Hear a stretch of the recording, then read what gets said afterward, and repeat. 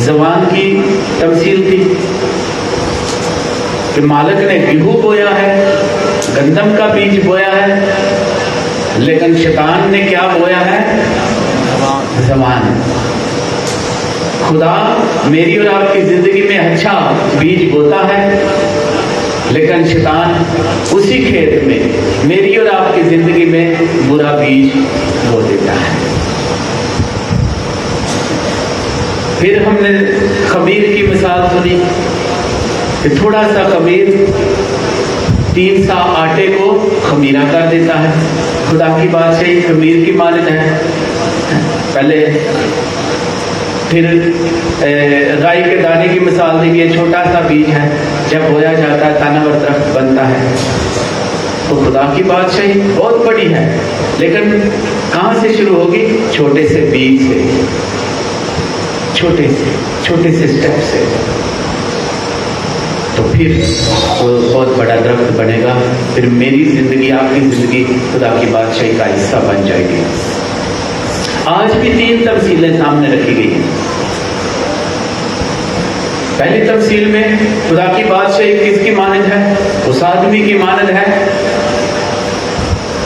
جس نے دیکھا کہ اس کھیت میں خزانہ ہے، اپنا سب کچھ بیچ ڈالا اور اس کھیت کو ہی خرید لیا جس میں خزانہ ہے۔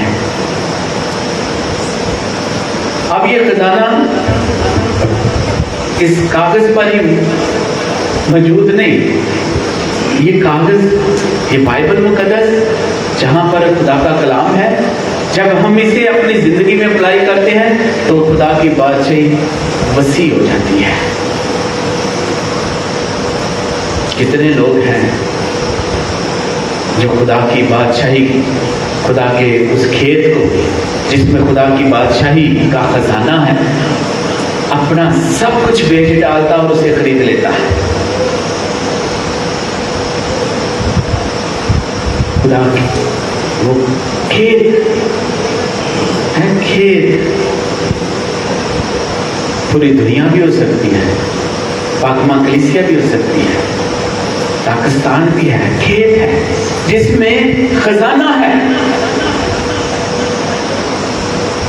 اب سب کچھ بیچ ڈالا، کس لیے؟ اس کھیت کے لیے جس میں خزانہ ہے۔ اب بیچا کیا ہے؟ صرف پیسے کی بات نہیں ہے، اور بھی بہت کچھ ہے۔ اس کے لیے، اس کھیت کے لیے، اس خزانے کے لیے کس نے اپنی جوانی لٹا دی ہے؟ کس نے اپنا بچپن خدا کی نظر کر دیا ہے؟ کس نے اپنا آپ جو کچھ میرا ہے، خواہ وہ زمین جائیداد ہے، خواہ وہ میری اپنی شخصیت ہے، صحت ہے، میری صحت، اپنی تندرستی، کس کی نظر کی ہے؟ اس کھیت کی خاطر جس میں خزانہ ہے، خدا کی بادشاہی۔ میں بیمار ہوں، لیکن مجھے پتا ہے اس عبادت کی اہمیت کیا ہے، جس میں خدا کی بادشاہی کا ذکر ہے، تو میں سب کچھ چھوڑ کر، اپنا کاروبار، کام کاج چھوڑ کر اس کو خریدوں گا۔ یہ 1.5-2 گھنٹے جو عبادت ہے، اس کو میں نے مول لے لیا ہے، اپنا آپ دے کر۔ میں سو بھی سکتا تھا، جیسے اکثر ہوتا ہے، گرمی بہت ہوتی ہے، جب گرمی ہوتی ہے تو پھر ہمارا ذہن خیال کچھ اور ہوتے ہیں۔ جب خدا نگاہ کرتا ہے، ٹھنڈ ہو جاتی ہے، تو پھر ہم سوتے ہیں، عبادت نہیں کرتے، گھاٹے کا کام کرتے ہیں۔ تو آج کی تمثیلیں ہمیں سکھاتی ہیں کہ گھاٹے کا نہیں، سودا گھاٹے کا نہیں کرنا۔ پھر دوسری سوداگر کی تمثیل بیان کی گئی ہے کہ اس سوداگر کی مانند ہے جو موتیوں کا کاروبار کرتا ہے، جو ہیرے جواہرات کا کاروبار کرتا ہے۔ ہیرے جواہرات، اگر آپ کا سٹینڈرڈ یہ ہے، آپ جوہری ہیں، آپ اچھی چیزوں کا کاروبار کرتے ہیں، لین دین کرتے ہیں، اچھی چیزیں ہیں جی، تو صداقت کی تمثیل بیان کی گئی ہے کہ اس صداقت کی مانند ہے جس نے بیش قیمت موتی پایا ہے، دیکھا ہے، سنا ہے، سمجھا ہے اور اپنا سب کچھ بیچ ڈالا اور اس بیش قیمت موتی کو خرید لیا۔ کیا ہم میں ایسا ہے؟ جو اچھی چیز ہے، ہر اچھی چیز خدا کی طرف سے آتی ہے، کیا ہم نے اس کے لیے تگ و دو کی ہے؟ اپنا آپ خرچ کر دیا ہے، صرف کر دیا ہے، اپنی زندگی اپنا سب کچھ اس کے لیے خرچ کیا ہے، اپنے بہن بھائی ماں باپ جو کچھ بھی ہے؟ یہی بار بار باتیں آئیں گی۔ چند اتوار پہلے ہم نے سنا تھا نا، یسوع فرماتے ہیں جو مجھ سے زیادہ اپنے بیوی بچوں کو، بال بچوں کو، جائیداد کو، کسی کو بھی پیار کرتا میرے لائق نہیں، وہ مجھ سے کینہ رکھتا۔ تو ہمیں ہر لحاظ سے خدا کو پیار کرنا ہے، خدا کی بادشاہی کو پیار کرنا ہے۔ تو اس لیے ہم نے گھاٹے کا سودا نہیں کرنا، بلکہ ایسا سودا کرنا ہے، ایسی خرید و فروخت کرنی ہے جو ہمیشہ کی زندگی جس میں پائی جاتی ہے، جس میں خدا اور اس کے لوگ ہیں، خدا کی بادشاہی ہے، آسمان کی بادشاہی ہے۔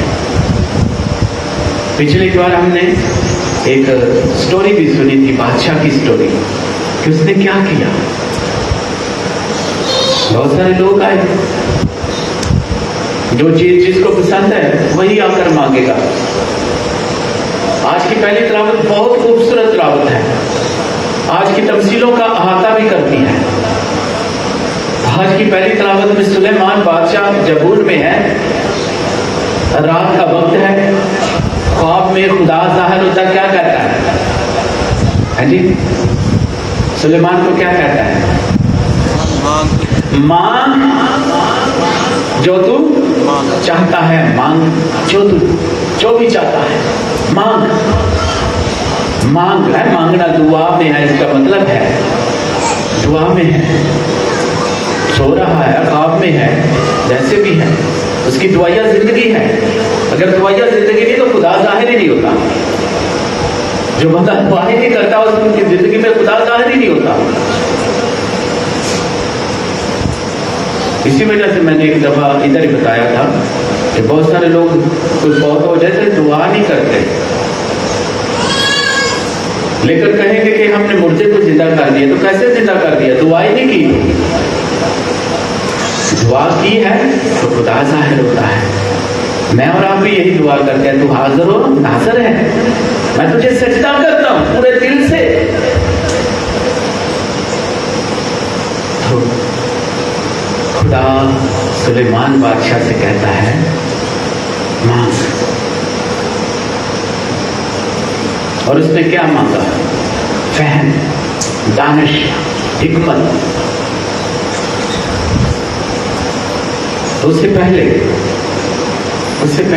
اب دیکھنا ذرا، تھوڑا کمپیئر کریں اپنی زندگی کے ساتھ اور سلیمان بادشاہ کی زندگی اور یسوع کی ٹیچنگ کے ساتھ۔ سلیمان کہتا ہے بادشاہ ہے، ہاں جی، اچھا بادشاہ ہے تو اس کے اختیار میں سب کچھ ہے کہ نہیں؟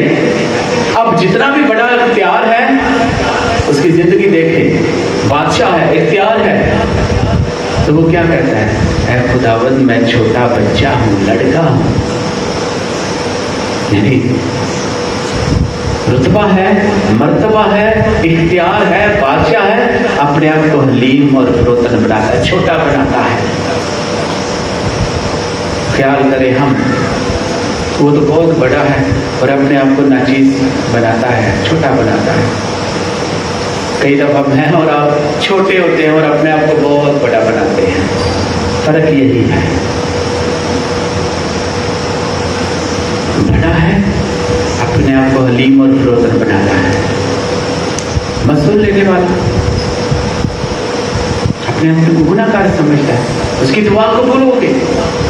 اس نے بھی دعا کی ہے، حلیم اور فروتن دعا کی ہے، کئی بار دعا کی ہے، خدا سے دعا کی ہے، حکمت مانگی ہے، اور حکمت کس لیے مانگی ہے؟ کیا تباہی بربادی کے لیے؟ سیاست کرنے کے لیے؟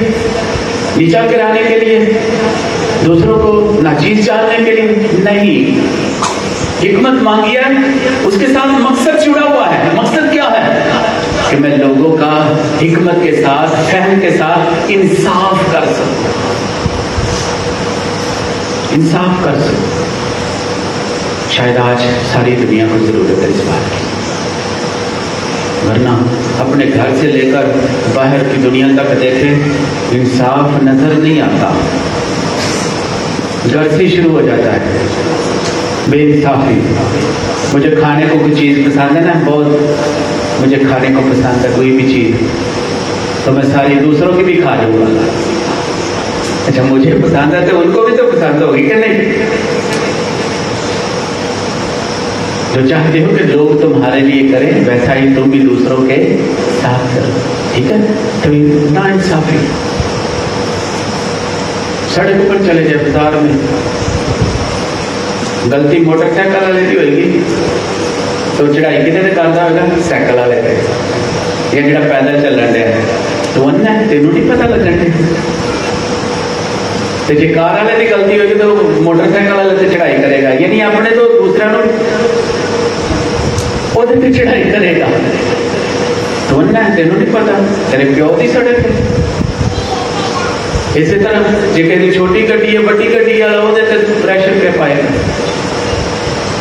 کیا یہ انصاف ہے؟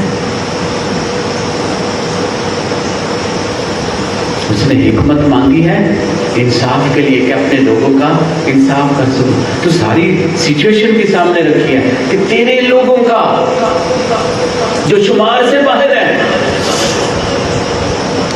مردم شماری کی بات کی گئی ہے, گننے کی بات کی گئی ہے.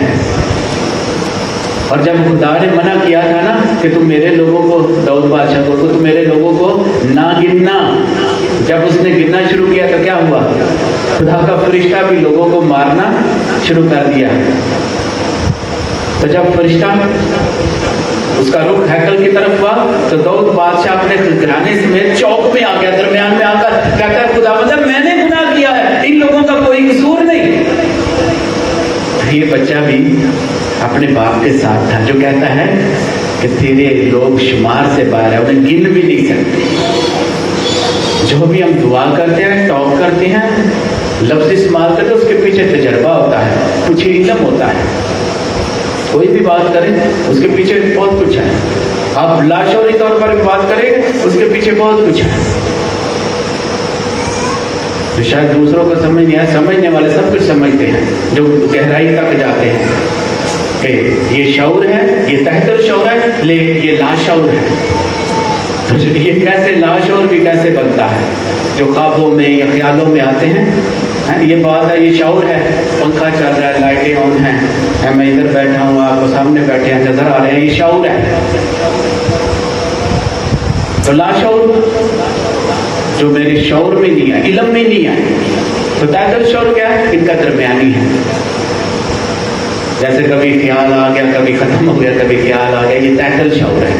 کبھی شعور میں آ گیا, کبھی لاشعور میں چلا گیا. یہ خوابوں خیالوں کا بھی ان سے ذکر ہے. اسی وجہ سے کہہ رہا ہوں کہ سلیمان نے کتنی بار دعا کی ہے, خواب میں خدا نے ظاہر ہو کر کہا ہے مانگ. اس نے حکمت مانگی ہے تاکہ حکمت کے ساتھ, فہم کے ساتھ انصاف کر سکوں. حکمت مانگی ہے. آج کی انجیل مقدس میں نے اور آپ نے حکمت مانگی ہے